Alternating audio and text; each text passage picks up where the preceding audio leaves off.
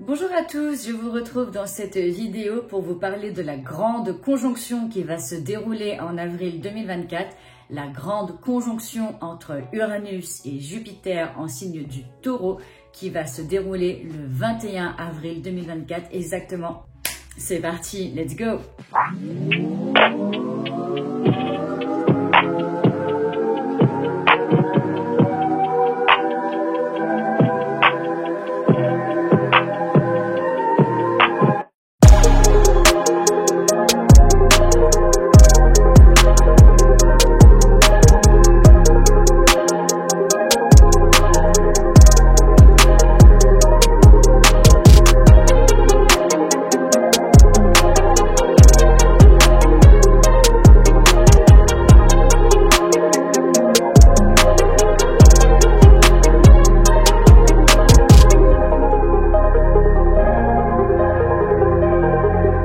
À savoir que ce n'est pas une conjonction qui arrive très souvent, comme on pourrait le voir avec des planètes rapides et les luminaires, comme un Soleil conjoint à Mercure ou une Vénus conjoint au Soleil, ça n'a rien à voir.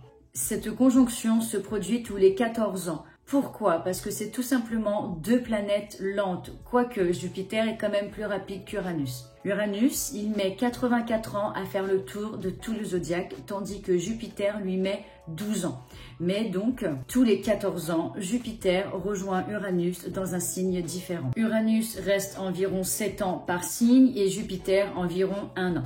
Cette année, cette conjonction va donc se produire. Elle va se produire précisément le 21 avril 2024 et elle va se dérouler en signe du Taureau. Cette conjonction va se dérouler à 21 degrés du signe du Taureau exactement. Dans une approche plus personnelle, c'est bien évidemment les troisièmes décans Taureau qui sont le plus concernés par cette grande conjonction. Je vous invite à observer dans votre thème astral où se situe la zone du Taureau afin de savoir dans quelle zone de votre thème va se dérouler cette conjonction. Je vais bien sûr vous expliquer quelle est l'influence de cette conjonction afin de voir comment celle-ci peut vous impacter dans votre thème astral. Donc pour voir la zone Taureau dans votre thème, il suffit de regarder quelle est la maison astrologique qu'occupe ce signe dans votre thème astral. Par exemple en maison 1, c'est donc votre ascendant Taureau. En maison 2, ce sera dans votre manière de gagner de l'argent, de posséder des biens. En maison 3, votre manière d'apprendre, de communiquer. En maison 4, ça va toucher votre foyer. En maison 5, ça peut toucher l'envie d'avoir des enfants, l'envie de créer quelque chose. En maison 6, votre quotidien, le travail. En maison 7, le couple, etc. Donc, je vous invite à observer dans votre thème natal dans quelle maison se situe la zone du Taureau afin d'observer où va se dérouler cette conjonction. Donc, pour vous parler un peu de l'influence de cette conjonction, déjà, partout sur Internet, voilà, il y a des choses, je suis pas trop d'accord avec ce qu'il se dit. J'ai entendu ou lu que ça allait être une conjonction hyper explosive, hyper colérique, enfin voilà, que ça parle de choses assez extrémistes je trouve, et pourtant ce n'est pas la vision que j'ai de cette conjonction. Pourquoi? Parce que cette conjonction sera en aspect harmonique, elle va être en aspect harmonique avec Mars, qui se trouve actuellement en signe des Poissons, mais aussi avec Saturne, qui se trouve aussi en signe du Poisson. Saturne, c'est quoi? C'est les règles. Jupiter, c'est aussi les règles du jeu, mais de manière plus cool. Tandis que Saturne, c'est vraiment les règles d'éducation plus strictes, plus rigides, mais là, c'est en harmonie. Mars, c'est quoi? C'est le guerrier du zodiaque, celui qui va à la guerre, au combat, au front. Le courageux, le téméraire, mais dans un aspect harmonique, c'est une action plutôt portée sur la bienveillance, une grande motivation, une grande vitalité. En plus là, en signe des Poissons, c'est vraiment sur une quête d'ouverture spirituelle, pareil avec Saturne. Donc je vous avoue que moi, le côté explosif pour cette conjonction, je rejoins pas trop cette vision-là, mais voilà, l'astrologie appartient à tout le monde. Chacun a sa manière d'interpréter les astres, même si quand même on ne peut pas inventer les fonctions des astres et qu'elles leur sont bien appropriées. Donc déjà, pour comprendre un petit peu l'influence de cette conjonction, on va déjà se pencher sur les fonctions de Jupiter, mais aussi sur les fonctions d'Uranus. Qu'est-ce que c'est? Jupiter, on l'appelle le bienveillant du zodiaque. C'est une ouverture, c'est celui qui vient nous intégrer socialement. On s'intéresse au groupe avec Jupiter, on s'intéresse à l'humain, on s'intéresse aux autres. On veut apporter notre pierre à l'édifice. C'est une planète d'évolution qui nous fait grandir, mûrir. Une planète de générosité. On dit que Jupiter, c'est l'expansion, mais c'est quand même beaucoup plus que ça. Jupiter, là où il passe, il fait comme un zoom. Il amplifie l'énergie des choses. Donc, c'est-à-dire que là, Jupiter conjoint à Uranus va venir amplifier cette énergie uranienne. Donc, comme je le disais, Jupiter le bienveillant, générosité, jovialité. En dissonance, Jupiter montre de la colère effectivement et aussi des excès. On abuse avec Jupiter, mais à mes yeux, cette conjonction se déroule de manière harmonique et non en dissonance. Le compliqué dans l'histoire, c'est plutôt Uranus. Uranus est une planète effectivement qui peut être complètement explosive. C'est pétage de câble, pétage de plomb avec Uranus. Mais quand vraiment celle-ci dissonne à fond, et là, encore une fois, elle est quand même accompagnée du bienveillant Jupiter, et en plus, elle reçoit des aspects harmoniques de Mars le conquérant et Saturne les règles. Donc ça vient quand même canaliser cette énergie uranienne qui peut être hyper surprenante. Et en plus, avec Uranus, ça déménage quoi. Mais Uranus, qu'est-ce que c'est sa fonction? Uranus, c'est le libérateur. C'est celui qui veut te rendre indépendante, celui qui veut te faire émanciper. Un Uranus fort dans un thème astral, c'est je suis comme ça et c'est pas autrement. Tu m'acceptes comme je suis. C'est vraiment de savoir imposer sa personnalité, revendiquer qu'on est différent, revendiquer qu'on ne veut pas ressembler aux autres.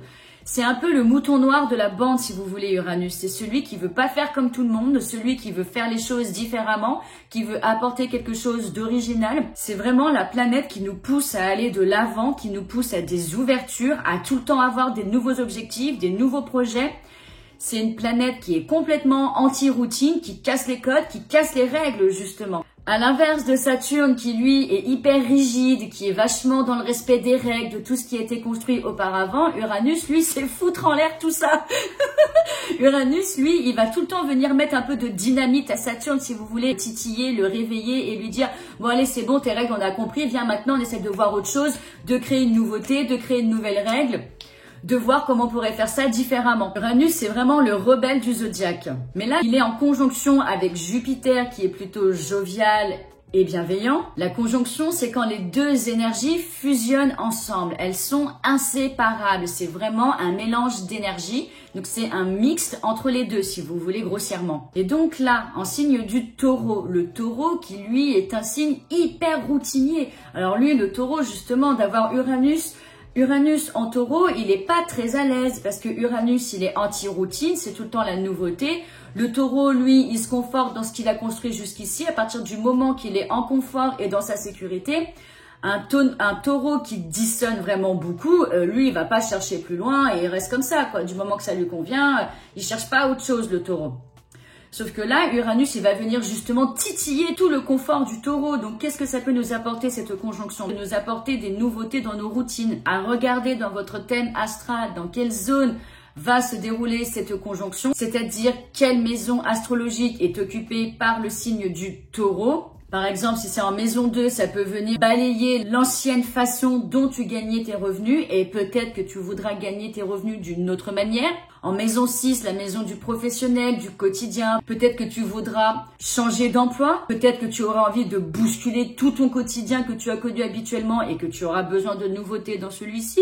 En maison 7, la maison des relations, du couple, mais ça peut montrer une évidence que quelqu'un vous plaît et que là vous vous dites « waouh !» Parce qu'avec Uranus, c'est ça aussi, hein. C'est le côté « c'est évident pour moi ». En maison 9, peut-être que certains vont enfin saisir l'opportunité de faire un très grand voyage ou alors d'entreprendre un nouvel apprentissage qui va leur permettre de s'apporter une plus grande autonomie pour le futur. Donc cette conjonction, c'est vraiment ça, une ouverture sur une nouvelle autonomie. Ça peut être sur une nouvelle spécialisation aussi parce que Uranus est quand même tourné sur les choses spécifiques. Donc regardez sur votre thème astral d'un point de vue un peu plus mondial. Alors moi, je suis pas une pro de tout ça dans le sens où moi, je m'intéresse beaucoup plus au point de vue personnel dans le thème astral que par toutes les actualités. Même si je le reconnais que c'est important de suivre les informations, mais moi, j'ai une dominante neptunienne dans mon thème, donc parfois les infos me plombent clairement le moral, donc moi je préfère m'enfermer dans mon petit monde de neptunien poisson, même si voilà, c'est pas non plus la meilleure des choses à faire, mais bon, pour ceux qui ont Neptune dans le thème dominant, je pense que vous voyez de quoi je parle. Mais sinon, d'un point de vue un peu plus mondial, le taureau, il représente tout ce qui est lié à l'agriculture, à la nature, à la nourriture. Peut-être y aura-t-il des avancées pour les agriculteurs, agriculteurs. Peut-être y aura-t-il de nouvelles évolutions en lien avec le climat. Peut-être que nous allons faire plus attention aux choses de la nature. Peut-être des avancées vis-à-vis de ça. Voilà, parce que Uranus, il est quand même la planète du Verseau. Le Verseau a aussi comme deuxième maître Saturne. En réalité, c'est son ancien maître, mais certains astrologues le conservent. Moi, j'ai tendance à le conserver dans des thèmes où le Verseau est dominant, en deuxième maître Saturne.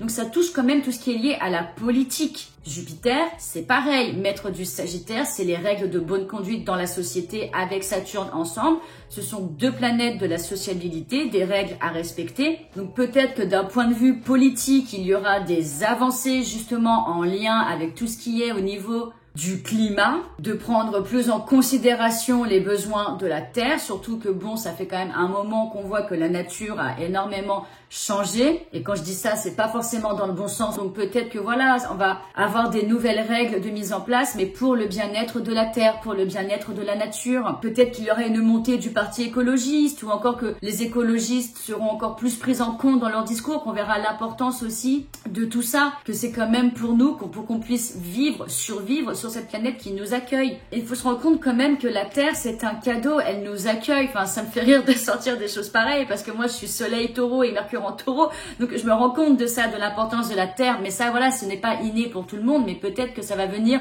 réveiller des consciences là-dessus, justement, de l'importance de respecter notre planète Terre. Donc moi, je vois plutôt cette conjonction d'Uranus qui va venir libérer les consciences, qui va nous permettre une avancée au niveau de tout ça, tout ce qui est lié à la nature, au climat, à la Terre, mais d'un point de vue plus personnel, à nos routines. Voilà, on aura envie d'autre chose, de nouveautés, de s'apporter quelque chose de différent, de grandir. Cette conjonction, elle va durer du 21 avril jusqu'à la fin avril, et elle va commencer à s'estomper début mai, aux alentours du 8-9 mai à peu près.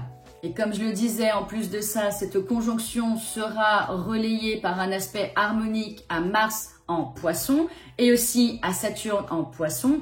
Mars en Poisson, il nous invite à une ouverture spirituelle, à une ouverture sur l'humain, au service qu'on peut rendre aux autres. Uranus, pareil, lui, tout ce qu'il cherche, c'est travailler aussi avec les humains, faire évoluer l'humanité. Donc peut-être que là, il y aura aussi une évolution, peut-être que l'humanité prendra peut-être plus en compte tout ce qui est thérapie holistique, avec l'astrologie même. Ça va vraiment venir élever les consciences sur des choses, voilà, un peu plus spirituelles, un peu plus sur notre être intérieur, de s'écouter. Donc voilà, peut-être qu'il y aura encore une montée de tout ce qui est développement personnel. C'est pas pour rien si de plus en plus, on voit quand même sur les réseaux sociaux que tout ce qui est thérapie un peu holistique a pris de l'ampleur quand même. Là, tout ce qui est lié à l'astrologie, au magnétisme. Bon, il y a le human design aussi, et ça, j'y connais rien, mais j'ai vu que ça commence à arriver pas mal.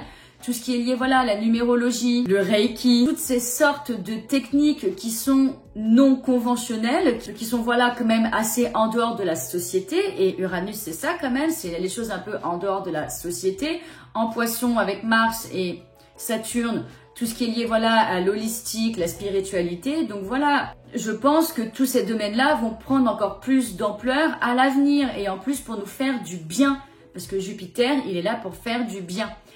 Donc, ok, je suis d'accord hein, que Jupiter, c'est aussi la colère, les excès, Uranus, voilà, c'est les pétages de câble, mais quand c'est dissonant, et quand on a Mars en harmonie, ça va justement nous pousser à tout ça, nous pousser vers tout ça. On aura envie de s'y pencher, on aura envie d'y aller vers tout ça. Parce que Mars, c'est l'action, mais en dissonance, c'est la réactivité. Mais là, il est en harmonie, donc c'est plutôt actif. Mais en plus, en Poisson, c'est assez passif, c'est gentil, c'est doux le signe des Poissons. Donc moi, je vois pas trop, voilà, ce côté brutal. Beaucoup parlent de ça, de révolte, parce que oui, effectivement, Uranus, c'est la révolte. Ça, je les rejoins totalement.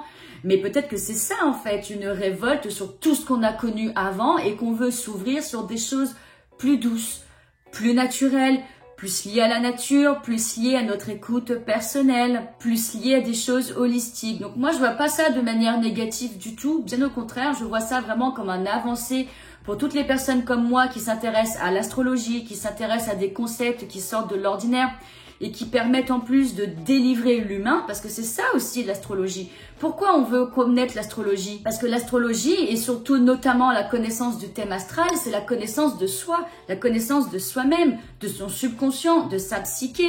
Et en soi, ça nous permet une nouvelle ouverture sur nous-mêmes, une nouvelle approche de nous et une meilleure connaissance de nous-mêmes. Et c'est ça aussi Uranus, c'est vraiment je suis comme ça, je suis comme je suis. Donc voilà en tout cas ma vision pour cette grande conjonction en signe du Taureau. C'est peut-être pas le discours que vous avez entendu depuis un moment sur tout ça, mais voilà, moi c'est pas la vision que je partage car pour moi les aspects sont plutôt harmoniques à cette conjonction. Donc pour moi ça peut être que assez sympa et bénéfique pour l'avenir et nous apporter justement une nouvelle ouverture dans la société sur tout ça. Merci en tout cas à vous si vous m'avez écouté jusqu'ici. Je vous fais des gros bisous et je vous dis à très vite pour une nouvelle vidéo. Ciao!